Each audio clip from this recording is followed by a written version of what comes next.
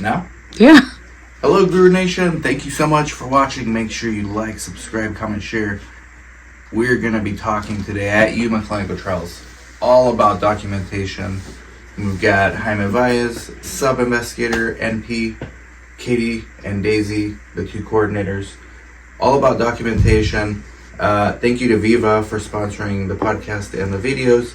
Sites.viva.com. You can get free electronic signatures. We've been setting that up at our site, myself and Daisy. It's amazing. Go check it out. And also, speaking of documentation, Bastion pens. They sent me this cool pen.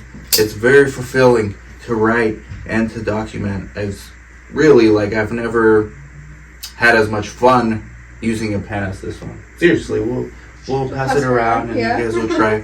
But back, and we're trying to get the CEO on a podcast. But back to documentation. So it's very important, right? We had one study where it's just closing, and maybe we didn't document it enough, so it made answering queries kind of challenging. Yeah.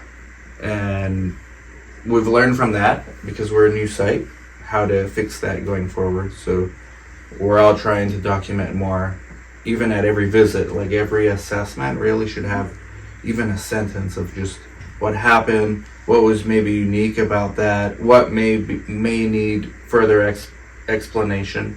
And you always got to think like 5 years down the road, like somebody comes to audit the study, can they understand what happened based on just what's in this source? And if the answer is no, you should write like a few sentences to help them. So it's almost like a narrative. And then Jaime does the documentation as far as the clinicians are concerned, but then the coordinators too. So what have you guys learned so far from documenting? Well, just recently on one of our studies, we were documenting rescue meds, and so our CRC Desiree was going through and documenting all the rescue meds, but we needed to learn to like write on the bottle of like which visit it was coming back in and whose it was and everything, because we have Details. Yeah, like specific details, because we have all of the rescue meds in like the boxes the IP comes in, all in separate bags for each subject we have in the study. But we weren't writing on the bottles like when this specific bottle of rescue med came back and things like that. So that was super important, and thank God for Desiree. She went through and just did that all for us this week. So just little things like that, like you don't really think of because you get the bottle back and then you put it in the subject's bag or space or wherever you're keeping that specific subject's IPs and rescue meds and everything like that. So that was very hard and very good that she did that. And then Daisy, brand new to Yuma Clinical Trials, a month, right? More or less. So you've been writing a few progress notes here and there, and too bad we had a patient. We did all the hard work, patient, everything ready, randomized. Patient decides they don't want to do the study, so I was gonna start enforcing like let's document for every assessment, starting from today, but didn't happen. So we'll wait for the next one. But what have been your experiences so far with that? It was honestly frustrating because we had worked so hard to get her from, screening to randomization, and learning those labs for that study, it was tough.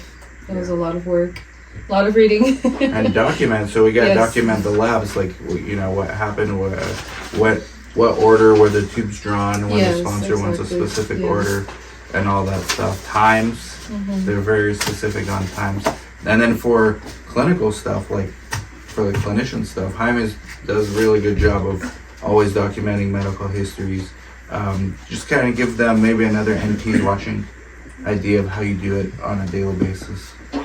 Yeah, sure. I mean, the documentation is the assessment's pretty similar to the ones we do in a day-to-day office, except if the study is looking for specific SIE, then we have to focus on that a little bit more.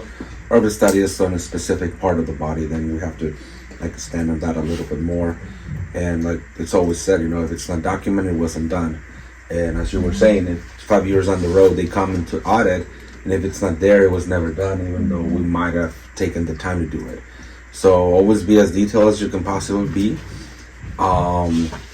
And then if not, then you have great stuff that will remind you to do things that you probably missed if you missed anything.